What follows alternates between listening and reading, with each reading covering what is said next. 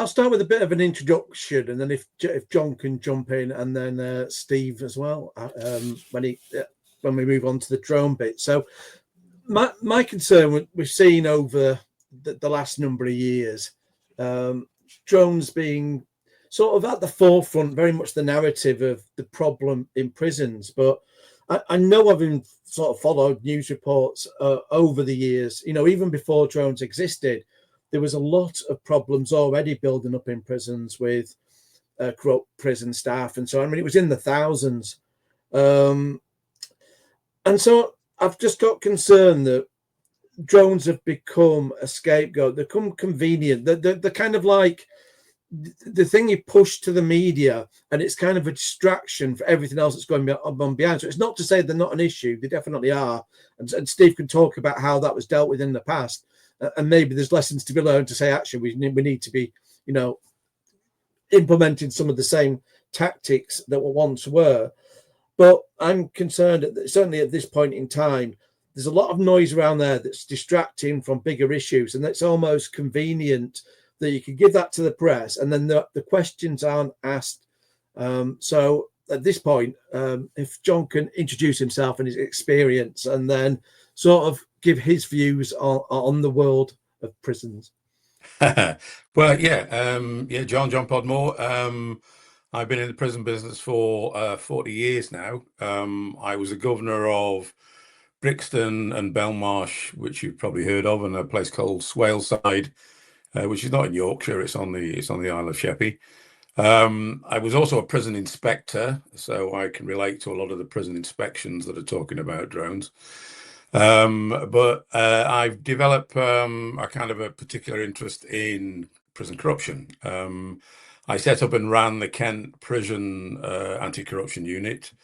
I then became head of the nationwide Prisons Corruption Prevention Unit. I was also head of the London Prisons Anti-Corruption team, and I've worked for UNODC, United Nations Office on Drugs and Crime, writing about corruption in prisons. Worked out in Argentina, helping them develop a corruption prevention strategy, and I'm currently working with the Committee for the Prevention of Torture, Inhumane and Degrading Treatment, looking about how corruption can impact on that. So a lot of experience around corruption. I suppose the thing is, as far as drones are concerned, you're absolutely right. It's not, the answer's drones. What's the question? And in terms of contraband getting into prison, there are a number of ways, and clearly drones are nice and sexy, make good headlines. I know some journalists who have been sort of out there sort of watching them. So drones is a source. So too are the probably precursors to drones, which was chucking them over the wall. So you'd stick him in a dead pigeon, chuck that over the wall. You'd stick him in a tennis ball. So throwovers was another way. With artificial drugs like spice, you can now impregnate that on paper. You can put it in the post. You can smuggle it in coffee, tea, bacon, whatever's coming into the prison. Visitors used to be the kind of the bête noire of it all. It was all coming in with visitors, which again I also thought was a kind of slightly overstated. But if you say to me, and I've said this publicly on a number of occasions, and I've written books and papers on the whole thing, in my experience, the main source of drugs in prison are corrupt staff. Now, people then sort of start hitting me over the head and say, oh, not all corrupt staff, not all prison staff are corrupt. No, they're not. It's only a small minority. And if you were to say to me, if you had in any cohort 100 corrupt prison staff, how many there were dint of being inherently criminals? Probably about 5%. The remainder are threatened, blackmailed, cajoled, conditioned, manipulated, and we can talk about that. But my biggest find was strapped to the legs of a prison officer. He could barely walk for the cannabis strapped to his his legs. Now that's my view, and one of the big problems is, and you alluded to, drones, is saying to the prison service, well, what do the figures show you? You are finding these drugs, so you attribute the fines to the methods and come up with a figure and tell us, well, of all the drugs found in prison, most this year were found on drones or on prison staff or on paper. So that brings us to the first problem. And if I would say to you that a drug find in prison terms could be a burnt piece of silver foil, which if you're any knowledge of taking things like heroin, you'll understand what that means. That's a drug find. 10 kilos strapped to the legs of a prison officer, that's a find. And what the prison service don't do is really measure what they're finding.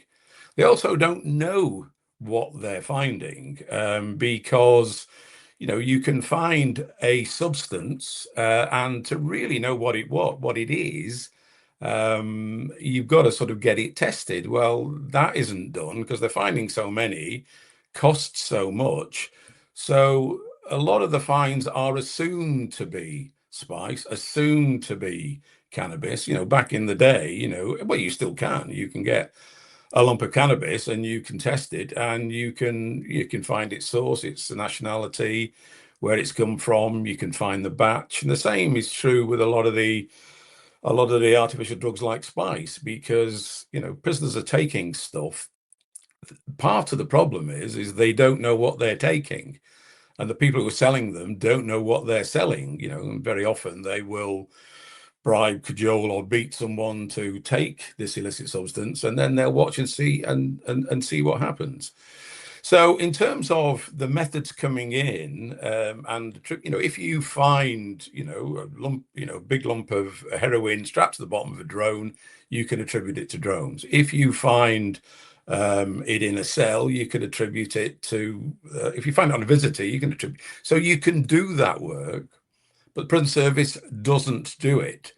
So it should be, so I say, well, in my opinion, based on 40 years experience of what I've been doing, that is my belief. If the prison service want to come back and say, no, here is the stats, here is the evidence, here's the fines, here's the attributed methods, this is what we've come up with. Now, when I was governing, drones weren't around, but I read the headlines like you. I read the reports from the chief inspector, and we've got a superb chief inspector of prisons. It is clearly a problem. And one of the things I'm hoping to learn out, hopefully I'm going to inform you lot, but also what I've been sort of going on for a long time is, what is being done? Why isn't anything being done to stop them? And that's where my knowledge base just evaporates. So I won't go on forever. That's my opening gambit. Just to jump in, fire some questions, and then you can sort of give me some information around this or some views. So what I found frustrating, first of all, is I've done a freedom of information to the prison service and said, could you just, much like you were talking about then, can you just quantify how much you're getting in by drones, how much by staff, how much by the mailroom, etc. And admittedly, you're not going to find it all as you've mentioned, but if you could just even mention what you have found, it gives you something to go on, and then you can say, actually, well, this looks like the bigger issue. So they won't even do that, and that already makes me a bit suspicious of it all when you're saying drones are the problem. It's like, oh, fair enough then. Just can we just see the evidence? That's all I'm asking for. Just can we see the? And it's like, no. Well, as I said, they can't give it to you because they don't know. They're not hiding the info. They haven't got it because they don't measure it. I guess that'd be fine if you said that, but they don't. They just say, well, we can't tell you because national security and that kind of thing. So that's the problem. They're not transparent about why they can't provide data. Well, I was going to jump in and say it's quite interesting that you said the things that were a drug find, the various attributes of that, because it's very much like when the police say there's been 10,000 drone complaints or 10,000, and what it actually is, it's 10,000 drone mentions. The police will record, we know this from Ian's freedom of information work, and other things. They will record if a commercial operator rings them up and says, "Hello, I'm operating in the bridge in the centre of town all day. Just so you know." Click. Thank you, dear police service. They log that as a drone incident. So even people that are ringing up for genuine, normal, completely legal flights goes down, marked down as a drone incident, and it's just how numbers end up being there. It's very worrying. But I suspect this applies across every aspect of society, that numbers are counted and used in whichever way is useful for whatever you're trying to prove with those numbers. But I just found it interesting because that wrap of tinfoil versus 10 kilos. So would that be what that's a drug incident? But quite plainly, very different, very, very different in scale. So, yeah, just a little bit, yeah. Yes. Yes, quite so. Sorry, Ian, back to you. Yeah, I was jumping on the chief inspector of prisons because I do have a concern with the presentation about drones. It strikes me as he's had somebody in his ear, possibly someone that sells counter drone gear, kind of. Because he has certain views of the world, which, as the drone community as a whole, we wouldn't share. So, for example, I mean, there was a whole narrative of like, oh well, drones could be flying somebody out of prison. Well, as you see with the guys above as well, building a big drone of that, it isn't a trivial. No. It isn't a trivial. You have to task. have some skills. You'd have to have some absolute serious skills to be able to pull off a trick like that. Yeah, and there's a lot of risk with it. If you're going to commit that much time and energy, you could probably do less time and energy by renting a helicopter or having a pilot or taking a pilot's family hostage and say, fly someone in or out. So it's like there's always these really extreme narratives that's so unlikely. They get presented as though, oh, this is so trivial and it could just be done like that. It's not the case. And there's also the narrative about jammers. You can just do radio jammers and the problem will go, well, that's not true either, because as we've seen in the Ukraine, as soon as you try and jam something, there is a counter to that. As Steve knows, there's already drones going into prisons that could actually defeat the jammers that are sold out there commercially. So he's presenting solutions that could already be defeated. And given getting contraband in, it's like, I think it's £1 billion, criminal enterprise. They've got the money to spend, continuing to defeat tactics. Yeah. Let me just say a thing about the chief inspector. One, I've worked. There's probably only been about half a dozen since the system was set up, and I've worked for about 3 of them. He's probably the best, and he is utterly and completely independent, and I can put my hand on my heart and say he's not being influenced by anybody within the drone sector. His role is about the treatment of and conditions for prisoners, and clearly, the ingress of drugs through drones or any other method has a serious impact. What's missing in the debate, and why I'm so keen to be here, and why I think people talk about Twitter and X. I find it quite useful. I picked up on you through that, and I thought, hey, this is interesting, never heard of these guys before. What there isn't in the public domain, and I do a lot of media, and and the media love it. Drone coming flying over prison, it don't get much sexier than that. Oh well, it does. It's kind of corrupt female prison officers, and there's another myth there. What I'm saying to you in your business, and I'm very keen to hear about Steve, is you've got to get out there, talk to the journalists. Because everyone, Charlie Taylor, me, lots of other commentators about prisons, we're flailing in the dark because we know, forgive the French, we know bugger all about drones, other than they're these sexy things that can drop stuff and can, I've got a friend who can fly a drone, and he said to me, it's pretty damn difficult to fly it to a cell and, and put something there. Equally, as a prison governor, unless you come up with some silent and invisible drones, I'd expect my staff to be looking and saying, well, they've dropped something off miraculously at cell C3B on the 2s or whatever. I'd send my staff to that cell, and lots of prisoners aren't getting out of their cells very often, and I'd get the drug. So, but I mean, I know nothing about the technology. I know nothing about the difficulties.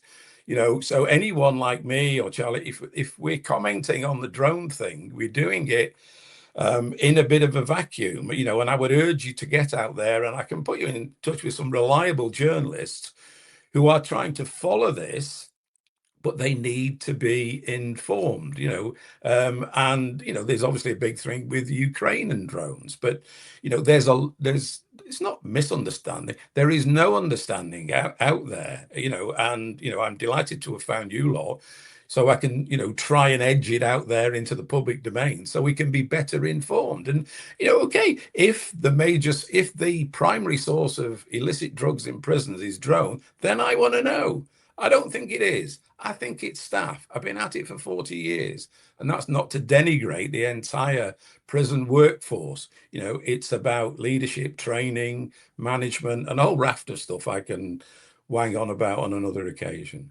Yeah, just so I should add, I wasn't suggesting the Chief Inspector of Prisons was being nefarious in his suggestions. I just think he probably hasn't heard from enough people. No, in exactly. A drone sector to inform his entire view that. And I would say to you, knock on his door and say who you are. Mention my name. I'm not sure that'll do you any harm or any good or whatever, and say, look, we'd like to talk to you about drone technology. And Steve, I'm sure he'd like to know what was going on and what was stopped. I'm still kind of shocked at the fact that there was anti-drone technology, which has now been terminated. It wasn't so much anti-drone technology. We'll let Steve jump in a minute and he can go in this fully. It was more actually just good old-fashioned policing. I think that's fallen to the wayside. There doesn't seem to be much communication. Actually, I'll just get on this point and then Steve can jump in. There doesn't seem to be much communication and cooperation as there should be between the prison service and the police forces to deal with this. And an interesting example was, and this was again which had come out of the prison inspections, there was talk about these like large drones bringing in, it was claiming 7 kilograms a time drops. But I asked Manchester Police and I said, well, okay, fair enough. How many of these have there been? And they said, we've heard, we've even captured, we have heard of one. And it's like, one? And then this was obviously like the headline that was in lots of newspapers, drones bringing in 7 kilogram drops into Manchester. And it's like, well, if you only know of one, how are we saying this is a huge issue? Remember, they'd heard of it. They didn't have it. They'd heard of it. Someone down the pub said, it was just, can someone just give us a little bit of proof? That was all. But at this point, I'll let Steve jump in and we can find out how things used to be and maybe what can be learned to say, actually, we need to repeat some of this. Good evening. How are you doing? Thanks very much for the invite. I'll be honest with you, I don't normally talk in public, so we'll see where this conversation takes me. What do you want to know, Ian? Ask me a question. If you could cover, because obviously you've got experience dealing with this issue specifically, so cover how you dealt with smuggling contraband into prisons, the kind of policing that was done, lessons learned maybe, and what your view is on the situation now, and could that just be reversed? Yeah, okay. So to give a little bit about my background, I was a police officer for 30 years. I retired 4 years ago. I am your typical geek, so you are my friends. Before I joined the police, I was an electronics engineer.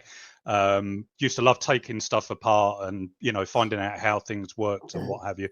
And that kind of thirst for innovation stuck with me through my policing career. I decided to join or have a career in the police where I'm not only hated by the public, but I'm also hated by my peers. So I was a traffic officer for 16 years, and even doing that kind of role, it was heavily into technology. So wind forward to about 2010. I designed my very first drone, which was based on, at the time, what was RG Pilot Pixhawk variants. And that kind of gave me an insight to how could these be used for policing in a really positive way.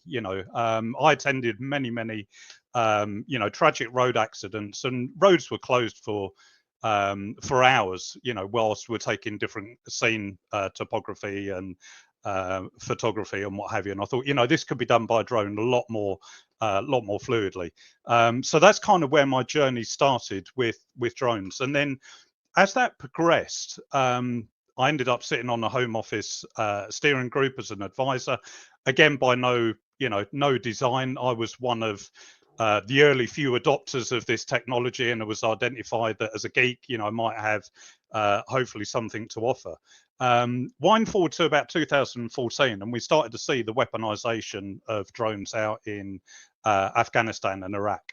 And that's where they, very simply used a form of technology to deliver effect. And that is it. Whether it's a vehicle, drones were a thing, really cheap. So you could buy a drone for £1,000, which was, the early kind of Phantom 2s and 3s, strap a 50mm grenade to it. So for about £1,000, you had almost a reusable missile system, a drop system. So you can go and deliver the payload, drop it, come back, rearm, and repeat. It's no great surprise, I don't think, that around that time we started to see drones going into the prisons. And I think it was probably, the tabloids that started to pick up on this at an early stage. I remember there being, quite horrific headlines, and there was deaths that were attributed to it. So there was a job down in London, Wandsworth, I think it was, where somebody had delivered drugs, a payload into the prisons. Police got called. They started to retreat from the prison, got in a vehicle. The guy had his girlfriend with him. They were involved in a very short pursuit through Wandsworth High Street, and the car that they were in hit a bollard, stationary concrete bollard at the side of the road. The car flipped, and the female passenger died. Now, for a headline, that can be quite impactful depending on how the narrative is spelt. I think the Daily Mail was, death drone crash or something along those lines. So I think it's also important to recognise that, this isn't low-level activity. This isn't just a bit of cannabis or a bit of spice. There are tragically people dying as a result of these consequences. And as John says, that differs no more than people, using throwovers or bringing them in. Technology, in my view, gives people access. It gives people ease. And unfortunately, whether, depends which way you look at it. I love drones, clearly, but the technology has advanced so much in such a short period of time that people are able to access that technology even easier to go and buy the drones. The price point has come down. The capability of the aircraft has got better. So the ability to fly them is also dropped, so people can fly them easier as well. It should be added, though, if I just jump in for a second, that's true for you buying a drone and learning about it, but still, when it comes to dropping stuff into prisons, it still needs somebody that's savvy, because they're building bigger self-build. It depends on the weight. So, I mean, typically, we were seeing with the Phantoms, the early Phantoms, that would carry about 1 kilo. Okay, I'm not gonna dive into what the commercial value of that is in the prison, but it's more than the price of the Phantom, I can assure you. So if they were to lose an aircraft that's a commercially available off-the-shelf one, it's no great loss to them. So what we were typically seeing is when these headlines kind of started around 2014. I was, like I say, a police officer at the time, so I dived into the data, because for me, even today, the data is really important, because what that'll do is it'll start to allow you to project threats of where they're going, because trends change so quickly. And we could see, when certain models of drone were being used and certain mitigations were put in place, we saw almost a reverse in the platforms that criminality was using. And when I use the term criminality, again, that's got quite a broad brush. If you go into you know, some of the OCGs, the organised crime groups, the clues in the title, yeah, they are organised for very good reason.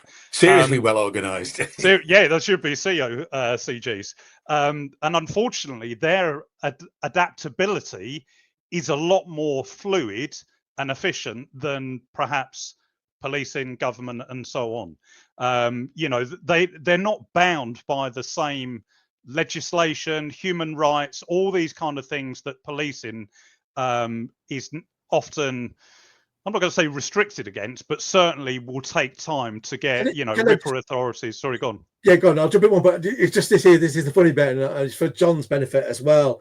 Is when he said legislation, because the trouble is, because of the stuff around prisons, what the government reaction always is we will legislate. So what they did was they did a 400-meter or so perimeter around prisons, saying, "Oh, we can't find that; it's illegal." But it was already illegal to drop in the contraband. So we create laws, and it's like, but the criminals won't pay attention to that. Just because you put the law in doesn't stop them breaking laws. So it's always a bit puzzling, the reaction. Yeah, there are a number of points of why we have to go through those routes. Listen, let's be clear. Laws are only created generally reactionary. And they're generally created because of people's inability to apply common sense. Yeah, so, human nature says you shouldn't go and steal something from somebody else. You shouldn't go and burgle their house. You shouldn't drink drive. Well, unfortunately, we can't. Not everybody has the same moral values as, other people. So we have to create laws. So laws are only reactionary when new techniques come about. So stuff that we wouldn't have seen. The laws in another 5 years' time are going to be quite different to what we see now. There's probably going to be laws around artificial intelligence and so on and so forth. So laws develop. The reason why certain laws are created in response to flying within an FRZ may be because there isn't enough evidence to prove other offences. So if a drone was to fly into a prison, for example, and it was caught on the exit route and there was no contraband on it, if they couldn't prove that there was an offence committed in relation to the conveyance of drugs, but they knew that the people were up to no good, they've got to have something in the back pocket almost to say, well, actually, you were still flying over a prison, which is restricted airspace. So, we're going to prosecute you on that. So there are varying degrees of law. So, yeah, I accept what you're saying, Ian, that, flying within an FRZ is a probably low level offence, particularly if there's higher level offences of conspiracy to supply Class A drugs or something like that. So we've got to have a spectrum of laws to be able to apply the most efficient one to that particular case, because they all circumstances differ. So going back, Steve, could I just jump in there about the laws? Let me give you an example and put it all in context. They passed a law a while ago that it's illegal to convey or have in a prison a mobile phone. Okay, with a sentence of up to 2 years. Now they're regularly finding somewhere between 10 and 12,000 mobile phones in prisons every year. I've tried to find how many people are being convicted. Are there 10 to 12,000 convictions of people being in possession of a mobile phone? Answer comes there none. To the best of my knowledge, there's barely a handful of convictions. So as you say, the law is reactive. It's a bit of a, it's kind of emperor's new clothes stuff, isn't it? Oh, we have a problem, we'll pass a law. It's not doing anything to solve the problem. I'm glad you brought up that example. Just to jump in 1 second. For me, a lot of the drone problem, the root cause to it is the mobile phone, because you'd be having that conversation first saying, I need this, and this is where it needs to be dropped at this time. And I think if we tackled that, it also deals with the drone issue. And this was one of my questions as well, which I didn't really get an answer to, which I put to the prison inspectorate, was because when they're talking about using jammers and that, it's like, well, hang on a minute, why aren't we suggesting there's IMSI captures? So an IMSI capture puts up essentially a fake cell site and the phone connects to it. And then apparently with some systems, they can tell you which cell that mobile phone is in. Yeah, it is. And I think you can even track some of the communication backwards and forwards. You could see who's being talked to, and then you could actually start doing arrests. And I just don't understand why we deal with the problems kind of at the end of the chain rather than, you know, getting them earlier on, as it were. And What I was gonna jump in and ask, because you're mentioning cell phones. Just, you don't have to answer this if it's sensitive, but to a layman, I mean, I understand drugs are quite expensive, and you know, delivering by drone is perhaps a way, but is it really just drugs that they're delivering? Surely a cell phone and other things might be more important.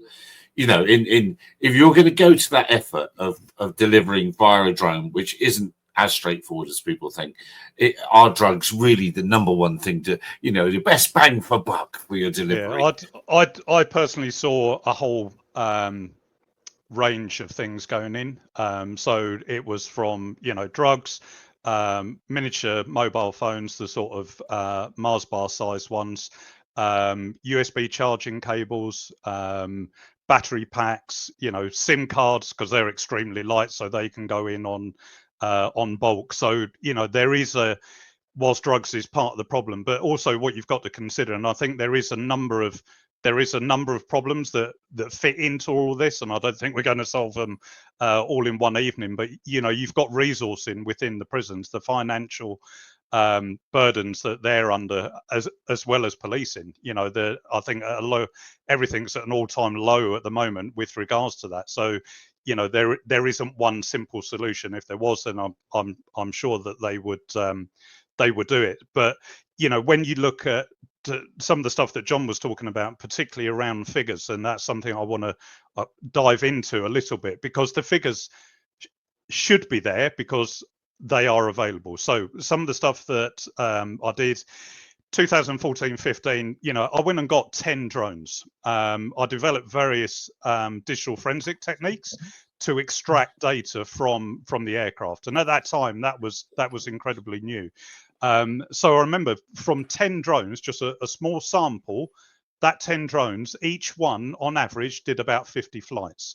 So although you got 10 drones, there's about 500 flights there that are attributable towards prisons. So whilst the sightings over the last few years have quadrupled, and they are quite horrific. I mean, if you look back, so the project that I led was 2014 to about 2019. We saw a reduction of about 80%.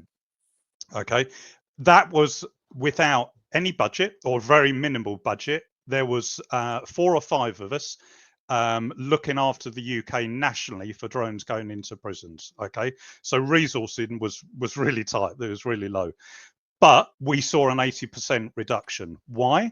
Because we were relying on key data. And again, I'm not going to go into that, but that key data that we were extrapolating allowed us to target the key people that were doing the majority of the work. So when you look at OCGs, you know, if there's you know, the figures from this year from the Prison Inspectorate and various FOIs say between 2014 March 2025 to last year, there's been 1,712 sightings. Now, again, going on to what you said, Ian, you know, okay, some of that could be crewed aviation, you know, masks, whatever it might be. Within that, there's going to be a number of recoveries. So I think a way to represent the data would be, okay, let's give it 3 columns. How many recoveries have we had within the prison estates? Because that is a tangible number, isn't it? If they've recovered 10, 20, 30, whatever it is, how many recoveries? From that, how many have been confirmed as incursions? Because on board those, a majority of those aircraft is going to be data. And from that data, you can show, well, the drone took off from outside, flew in, and then flew back out again. So you've got that conveyance route. So whilst the figures are really bad, in my opinion, you know, 1,712, bear in mind in 2019, that was almost down to single figures because we were just doing something that was quite unique, and we was, to term a phrase, attacking the network. That 1,712, a correlation of that is going to be confirmed flights into prisons. Based on previous figures, it wouldn't surprise me if that is at least 10 times greater. So to just jump at this point, it sounds to me, and you can correct me if I'm wrong for what I'm thinking here, but it sounded to me like we've kind of lost what your team was doing as a national level team, just focusing on this issue where you could go across the country and tackle the people that were behind this. And that's probably dropped off completely. And it's probably being left to local forces that have got so much else to do, they don't even respond to it, and it doesn't get tackled at all. Do you think that's right? I think that's a fair point. So certainly from a national perspective, all the drones that were being recovered almost came to a single pinch point, which was myself and my team. So every time a drone was recovered, we got notified on it, and we were able to react quite agile. So, we got onto the aircraft, we extracted what we could from it. The digital forensics and everything was a priority because wet forensics can take some time. So why would you necessarily wait for that when you've got some earlier and better wins to get some ones and zeros out of the aircraft? And that allowed us to basically get on top of some of the trends. So if we did see that peak in trends at a particular prison or a particular type of drone being used, then we would be in a position to target that. Bearing in mind, back then there wasn't that many drones available, as in commercial off-the-shelf systems. We were limited in our numbers, so the area of focus was quite narrow. What's happened since then, and particularly Ukraine, again, not going to dive into that too much, but we've seen within a theatre of war how quickly innovation can actually adapt. Yeah, war being the mother of innovation. We see it on YouTube, as people like ourselves talking on these channels. So it doesn't take a bright spark to sit down and think, right, how do I build a heavy lift drone? Look at H&R drone racing, right? Pixel motors, whatever it might be. And also some of the other, techniques that they're using. I don't think it will be long before we start seeing fiber optic in the UK as a method of flying the drones into, prisons and what have you. I should add with that, you can buy the entire kit. Oh yeah, 100%. The thing, and so it isn't. Yeah. It isn't rocket. No. Yeah. It's not drone science. The availability of this through some of the online retailers and everything, and that goes back to what I was saying earlier. The access to this technology now, where probably 10 years ago people would be turning to the geeks, yeah, and there probably wasn't that many of them, particularly to convert them into criminality. Now with the likes of YouTube and online resources, Average Joe. You were sorry. What you're saying is average Joe can do it, right? Yeah, 100%. Yeah, very, very easily. And I'm in my 50s now, but there's, teenagers and a lot younger people that are growing up with this technology. This isn't new to them. You think about the gaming generation. We had joysticks and all the rest of it. So the dexterity to fly an aircraft is not dissimilar to playing, on a PlayStation. So people are, I'm not saying they're being born with these skills, but certainly the flash to bang where they're being able to just pick up this technology. You give an iPad to a 3-year-old, it's intuitive. They know how to use it. I think that same transference of skill has now happened to the younger generation where they can pick up a drone, go, yeah, even some of the senior people where, I come and, oh no, I don't want to touch a drone. They're far too complicated. Within 10 minutes, they're flying it. And they go, didn't realize it was this, that hard. So getting stuff into, didn't get that one. Go on. Prison drops. RUS. Yeah, okay. Sorry, I thought the Rus was Russia, but yeah, RUS. So did I. So did I. Didn't get that either. Yeah. But again, you just, they're, and I've seen it on open source, it is available. There is people that will openly go and recruit pilots, drone operators to go and conduct this activity for them. So like I say, for me, I think there is a lot more that can be done. Throwing money at it, I don't think personally is the single solution. counter UAS equipment is part of that, but again, that can be expensive if you consider, you know, there's 140 odd prisons in the UK. I don't know if a typical system costs £100,000. You know, that's a lot, but we've got to start somewhere. What I think has happened is we've perhaps lost focus a little bit on what can be done, and sometimes how easy that can be achieved, just by looking at the data, because I think it's all there. Yeah, I know there's money being put in recently, and really where it needs to be is physical countermeasures. Now, I don't. There's this one where John can probably jump in. I suspect there's older prisons where some of this might be a little bit more difficult or a little bit more expensive. But there was a prison up in Scotland where they effectively upgraded all the bars on the windows to be anti drone. You know, essentially whoever devised them had just thought this would be more practical for stopping drones. And after 6 months, they hadn't had a single drone drop, and I assume that's still continuing on. So that's an exceptional record, and so I'm glad that's been talked about more. And I think that's really where it should be first: is try and do things physically, and rather than this, let's try and zap drones out of the sky. That concerns me at many levels. I still think it should be detect, have the awareness of where they are and where the pilot is. You're absolutely right. I mean, you know, I often read, you know, the prison service bringing, you know, they're talking about using AI around probation, and you know, it's all got a role, but these things are tool. You know, it's the, you know, prisons are the people business, you know, and you know, drugs are a real problem, and I've done the back of a fag packet calculation on the basis that no one else has done it, and said, you know, what's the value of drugs in prison given that they're 2, 3, 4 times the price they are on the outside? There's a £1 billion industry there. Now, you know, Steve's been, you know, saying quite explicitly, this is about serious organized crime, seriously well organized in prison. If you haven't seen the Sunday Times expose from this last Sunday by Gabriel Pogrund and David Shipley, this is, you know, a corruption expose, you know, going to, you know, very senior ranks in the prison service. So, you know, what we need to do is, not just sort of, you know, throw some money wildly at it, but, you know, with serious organized crime, you know, there are key players within prisons who are coordinating the drones, coordinating the drops, coordinating the pickups, coordinating the distribution.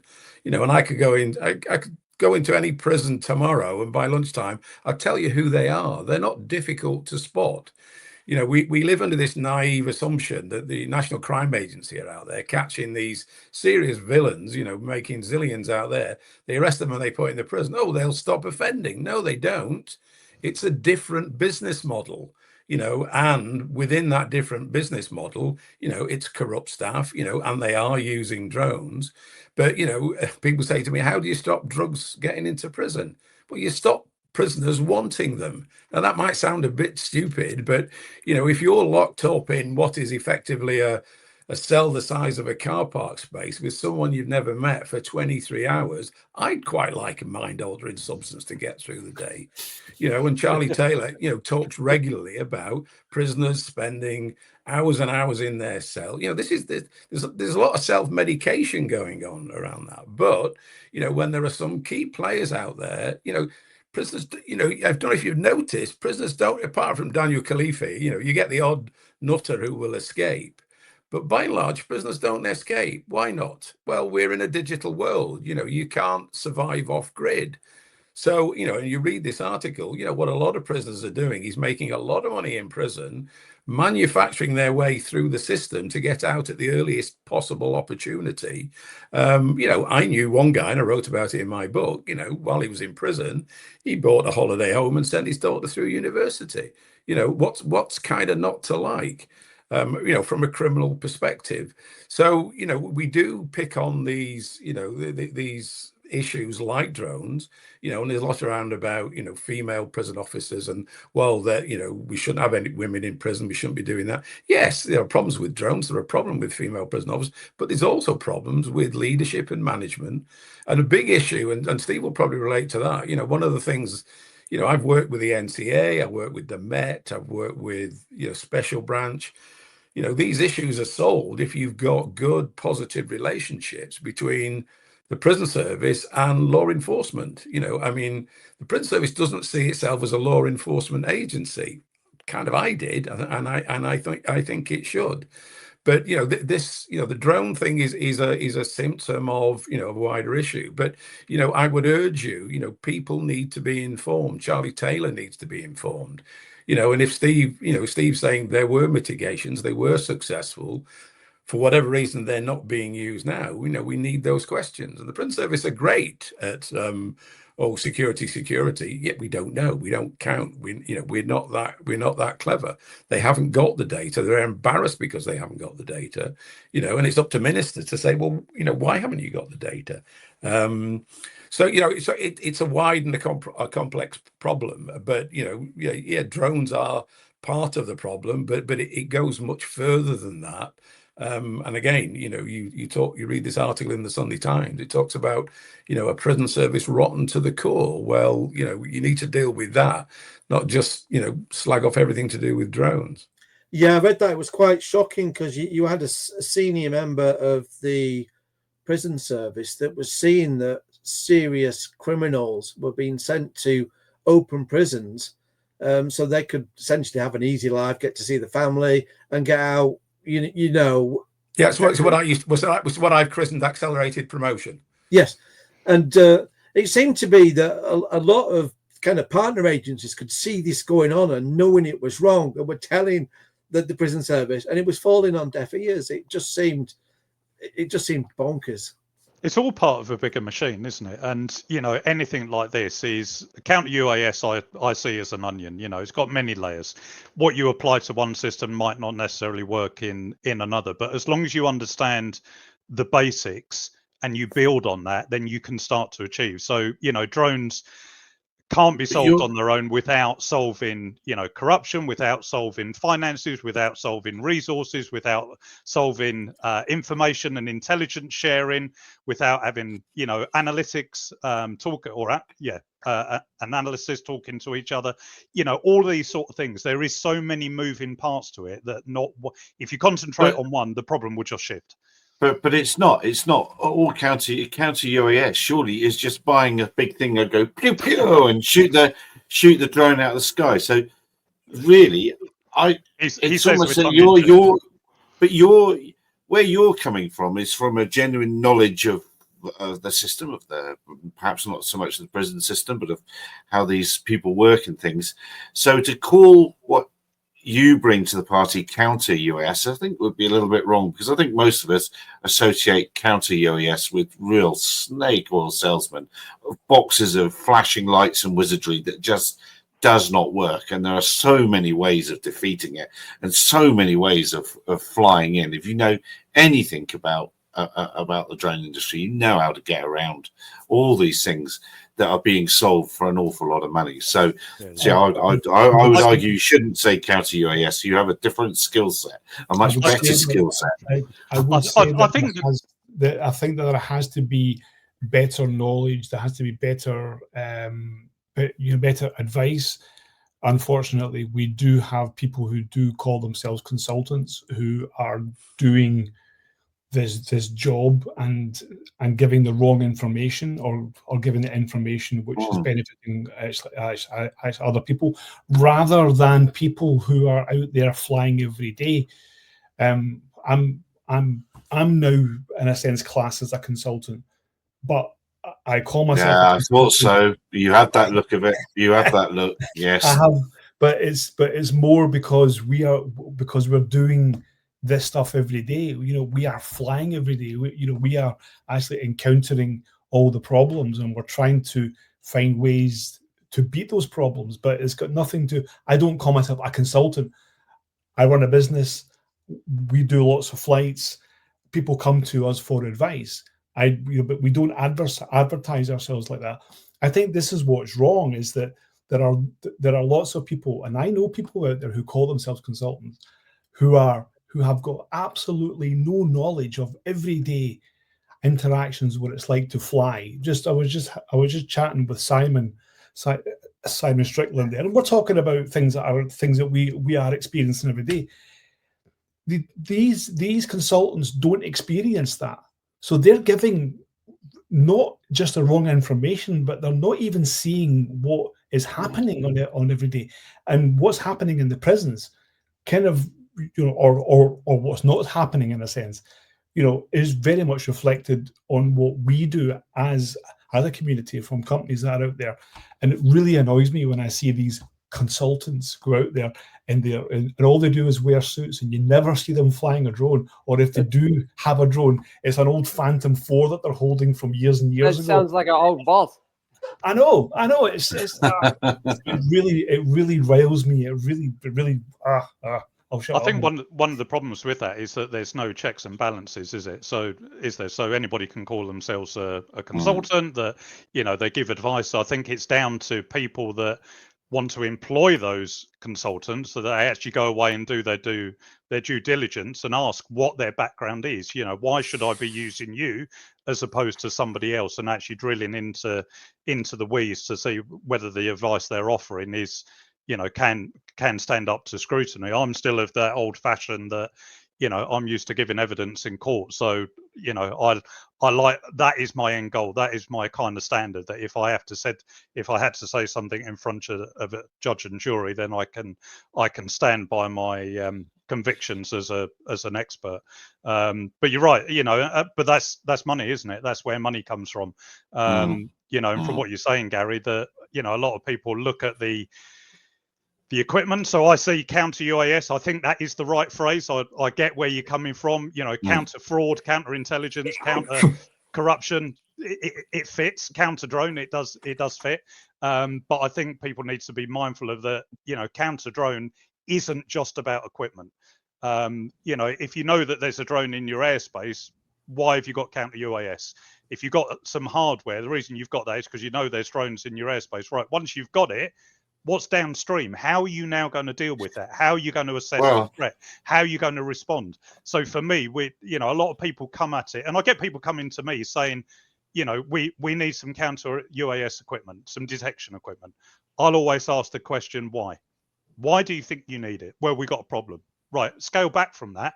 What problem have you got? Start to understand the problem, because sometimes there's soft mitigations you can put in place.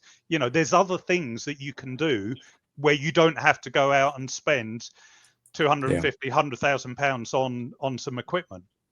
But a vendor will not give them that advice, because they want to sell the equipment. So that's why I clarified that, Steve, because my mind was the same as Gary when you said counter UAS. I was thinking kit. It makes me shiver. I wasn't. No, but I was listening to what Steve was saying, and his plane was intelligence based and all that sort of thing. So I wouldn't put what he brings to the party in the same sentence. You're saying it needs a more glorified, complete title of what it is, because it's terminology. It does sound like systems. Yeah, 10 years ago, if you said to somebody the word drone, I think the majority of people would automatically think Reaper, Predator, whatever it is. That was 10 years ago. Now, you say to people drone, they don't think about Reapers and Predators. They automatically think of, probably a white Phantom or, commercially available off the shelf system. So, minds change, terminology changes. Like I say, counter UAS for me, and always has been, multi-layered. It depends what you can have a remote ID sensor. Well, that can be part of your counter UAS strategy. That might be all you need, all the way up to full radar with effectors and everything else. So it is a suite of options. Well, it's interesting that you said, well, what's going to happen down the line? You detect the thing. Well, what's going to happen next? What is the process? Now, you're probably not aware, but I'm in Africa. I'm in South Africa, and we have so the whole world comes here to sell us anti-poaching stuff, and it's exactly the same thing, because it's all great. You can have the greatest system in the world, but if there's no one to call to go and do something about the poaching, then there's no point in having all this gear. And the same with deliveries, drone deliveries here. We've done, a friend and I, we've done some cleanup work of some jobs where some people, well, they're from America, they came and said, oh, we're going to do this delivery job, and the charging of the batteries demanded all the power that was available on an island. They've come with a Western mindset, it's like, we're going to do this, hooray! And no, that's the entire island's power. You'll need to charge that up for 1 hour's flight. So it sounds like the Tesla truck. Say again? Oh, the truck. The truck from Tesla. Yeah. It charges like the whole city just to make one truck. Within law enforcement, and I said, what I kind of hit upon there was about court. That is the end goal. So from an investigation, an early offence, all the way through the court process, that is where you want to get to prosecute somebody. And every link in that chain is incredibly important and intricate. If there is ever a break in that chain for whatever reason, then it's going to potentially get kicked out of court. And that, again, I'm not going to drill into it too much, but again, if, let's say, for example, a drone is recovered in the prison, it's recovered in the prison, it's got a massive payload underneath it, it's got £500,000 worth of drugs, blah, blah, blah, blah, absolutely brilliant. If that recovery isn't done in a necessarily forensic way, as in the prison service haven't been trained how to forensically recover it, and they just put it in a carrier bag, it's handed over to police, the continuity of evidence chain breaks down. It doesn't matter what evidence you get at the end of that, that is already potentially compromised. So what I'm saying is this whole piece of, cradle to grave, the most simplistic parts can break that chain. And like I say, I'm not under any illusion that policing at the moment is, on its knees. I think we see that in the press. They're losing police officers, experienced police officers, and career police officers. They're leaving after 15, 20 years because there's other lives out there. I'm lucky I reached the end and was able to draw my pension, but I know people that haven't, and so resourcing is going down, so there's a lot of pressure on the prison service, policing, to get this right. But I genuinely still think even now there is a lot more that can be done through stuff that we've learned, that we know worked. Just reapply it, but I'm not in that position. What you were saying about drones and the cradle, I mean, was always the case with mobile phones, and part of the problem, you find 12,000 mobile phones. That's a shed load of data, and the knowledge, the skills, the experience, and the technology wasn't there. I'm told, I'm out of the loop operationally these days, that they are now beginning to use AI for that. You download a mobile phone. You want to know everything about the numbers and about the text, and relate that to all the other data you've got. But it wasn't done. There was a huge amount of data that was just being ignored. And there's a huge amount of data with the drug fine, with cannabis, because I know it's an organization called The Loop, and they go to festivals, and they will get some of the drugs that are being sort of bought and sold around the festivals, and they'll analyze it. Has it got nitazines in it? Has it got spice in it? Where might it have come from? There's a whole raft of stuff you can do, but the prison service doesn't do it. But what do I want to say to this? Just even like these simple SDRs, I'm sure Steve knows about them. The amount of data analyzing you can do from digital signals now is absolutely quite incredible. So signals intelligence would definitely be top of my list of a thing to have around a prison and stuff. And we know who is using this sort of thing. It's organized crime, but then they've got all the money, haven't they? So they can afford to do it all. That's the irony, Gary. And some of the training that I do, I make reference to OCGs and what have you. And unfortunately, as we said, sometimes they are better organized. They're more agile, more innovative, because they've got to be, and they're better financed. The risk is probably greater, but that can pay off, unfortunately. And we need to get ahead of that curve, and I think that's where we were in 2019. But you know, when I read the figures and I see them year on year quadrupling, I'm sorry, but somebody has to ask, why has that happened? But you must have it's a bit of a this cliche. up. It's a cliche phrase, but we have an analog prison service in a digital world. Yeah. Well, that can be said about a lot of things. We say that about safety in the sky against general aviation and normal stuff. It's an analog sky with the drones are digital devices, native digital devices that don't fit in there as well as they should.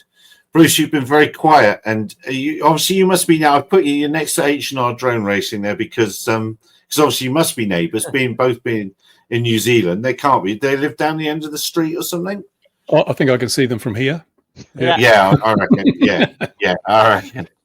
My apologies for being late. I had trouble with I had my trouble with microphone last week, and when I plugged it in today, it decided it was going to let out magic smoke and do all sorts of stuff. So I had to actually do a running repair. Had to repair it before I could come online. Good man. You're normally quite vocal about all this sort of things, the rules and regulations, and you're just sitting there. No. I'm a great fan of overregulation. Keeps everybody placid and quiet. But it strikes me that we've not been arguing or fighting about a drone site or a prison site or a police site. It just strikes me that what's missing from this conversation is what's probably the only way the conversations have been happening has been vendors have been trying to get in and tell people the news. And Mads Tech saying fire. Ian, of course, is the king of releasing smoke and creating fires from USBs. We all know that. But so how does the drone industry formally communicate? He's gone to sleep. We've lost Gary. He's frozen. Whoops. Oh, thank goodness for that. He was going on, wasn't he? Yeah. Somebody give him a nudge. Yeah, you're closest down. He's gone analog. He's probably just damn. I want my money back. The funny thing about that one is, whilst your pictures all went away, I could still hear you. I could still hear you. You were saying, Gary? I don't know what I was saying. I was just saying, how do we get the right grown-ups in the room, is what I'm saying. And the more I grow up, the less I understand the world. I really don't understand how things get lost in the post or in communication or whatever. It just seems a pity that the drone industry should be talking to the prison services and the police service, saying, "Hey, what can we do? How can we help? What is your problem? How can we help mitigate your problems?" And these things just don't happen. I don't think it's a drone community problem. I really don't, because I think the majority of lawful drone operators, they will act lawfully. It's like asking the motoring public to solve drink driving issues or people that crash. It's not down to the general public to do that. It is down to government strategies, legislation, and having access to the right kind of information and data to be able to target. But Steve, you know how this is going with the press, and of course we're going to be talking. Obviously, we all get tarred with the same brush. So when something negative comes out, and of course we're going back to the press again, but when something negative comes out, it affects everyone. Yeah, no, 100%. Yeah. But I would just say that in terms of the communication thing. I mean, there are a lot of so-called journalists out there that I wouldn't give the time of day, but equally there are some very, very good journalists out there, and journalists want stories, and the Sunday Times thing was absolutely superb.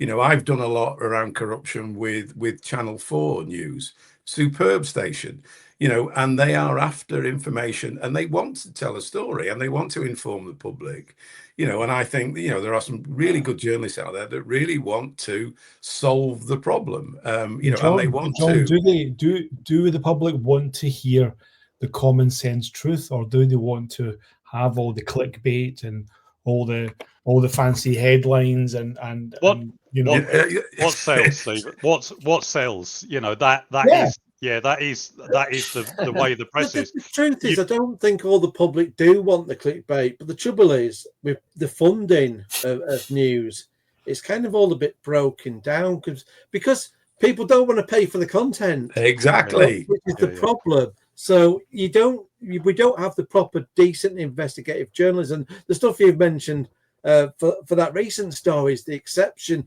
Channel 4 dispatches, again, it's the exception. I do worry about the future, actually, that, you know, I really wish there was kind of a bit of a government strategy about, you know, some of all that money we give to the BBC. I think probably a section of it should be sort of ring-fenced off and given out to newspapers, everything around the country. You do something to make I think sure they spend most of it managing scandal. What's that, sorry? They spend most of it managing the scandals, don't they? Probably. I think I would like to see just more quality journalism. What I see is I'm the same, you know. Over a number of years, I just was going to say, over a number of years, I've seen headlines focusing on the word drone, not the people that operate it. You don't get the same thing in other walks of life. You know, you don't say, with regards to vehicles, you don't blame the vehicle because it hit a pedestrian. You blame the driver because they're the person that's driving the car. I think the focus perhaps needs to shift away slightly from the machinery that's being used, because all it is a vehicle of conveyance, isn't it? Yeah, that's all it is. It's the operator at the end of it. So again, when we talk about drones, you know, drones are killing people, they're delivering drugs. No, it's not the drone. Yes, the drone is delivering the drug, but that's just a method of transport. It's the person at the end of the controller. They're the person that's delivering the drug. They're all wearing shoes. But until that, you know, until the press kind of focus away from that narrative, it's always going to sell, because drones are, you know, it is a buzzword. It is what it is. And probably what John was saying there about the article in the Times, which was really good, which I'm guessing was probably behind a paywall, so not many people would have seen it. So only a select few would have actually seen that, but not let's say the general public, you know. So again, you know, as much as you know, it's the Daily Mail, it's the Sun, it's all the crap ones that are not really behind the paywall, and that's the ones that people read. That's the ones that get. But you know, I think, you know, and I will try and take a little bit of credit for it. You know, Steve will be aware of this. You know, you go back probably only 5 years ago, and we weren't talking about, there was serious organized crime out there, but we weren't talking about OCGs in prison. You know, we weren't talking about the drug economy. You know, one thing that was mentioned in the Sunday Times article, which I was pleased on, and I've been banging about for a long time, is the word the corruptor. You know, we often talk about the corrupted prison officers, but these serious organized criminals that are being arrested and getting 15, 20 years, who are changing their business model, you know, they're not your, ne'er-do-well of Plumstead. You know, they are serious organized criminals. They change their working methods, they change their business model, but they're not being managed, you know. And, you know, I could tell you things about that article. I'd be saying, okay, well, you know, what wasn't happening with these individuals, but, you know, the narrative is changing around there. But I think, you know, and, you know, I'm delighted to have, you know, come across this community, you know, and I've been, you know, waxing lyrical about prison corruption. I've touched on drones and clearly have no idea what I'm talking about. You know, you are a community here that I think, you know, I would be urging you, you know, to get out there with a narrative. And, you know, even the Daily Mail, you know, God bless it's cotton socks, you know, they want a story. And, you know, if it's a good, decent story, you know, if there is something there around, you know, drone mitigations not being used, then, you know, that's a huge story. And, you know, because you are informed, because you know the area, because you know the business, you know, that you know, I can put you in touch with some very, very good journalists, you know, who really want to, you know, make a difference. Yes, they want to sell newspapers, and we're, you know, investigative journalism. You're absolutely right. You know, but how much do any of us, you know, on these screens, how much do we pay a year for our journalism? It's not a lot, really. You know, and things are behind paywalls because we don't pay to get behind the paywalls. Yeah, we'll pay. It's We'll interesting. pay our subscription for Disney, but not for the Guardian. No, Disney, no, they won't let me share passwords. I'm not paying anything to them. But as someone who was sort of instrumental in the early shift from the printed media to the online media, I had a news organization back in the late 1990s. And I saw this coming because we've seen such a dramatic shift in the way we communicate information. We're no longer, in the old days, it was a newspaper and we had a small team of journalists communicating with all the population. Now we've got all the population directly communicating with all the population. You've got citizens, journalists, and the mainstream media have, unfortunately, out of necessity, abandoned the tenets of the Fourth Estate. We've got really poor journalism as the norm. We've got clickbait headlines. We've got it's more about publishing drama than fact, and this is basically devalued news as a commodity. And the few that are left trying to, retain those principles of the Fourth Estate are simply shouted out of existence by the rest, the Daily Mail and such. And also they can't make any money because people are getting all this lovely drama for free supported by advertising. It needs a complete change of the way we deal with gathering our news. And what I've seen recently, of course, is that we're seeing a lot of citizen journalists out there with their phones, live streaming in rallies and things, and actually showing us what's happening on the spot at the moment in time, uncorrupted by editorial influence. Because if a policeman arrests somebody, that happened. You're not faking it. It's not AI yet. And this has changed the whole way people are looking at news and the whole way they're consuming it and the whole way it's being manufactured and delivered.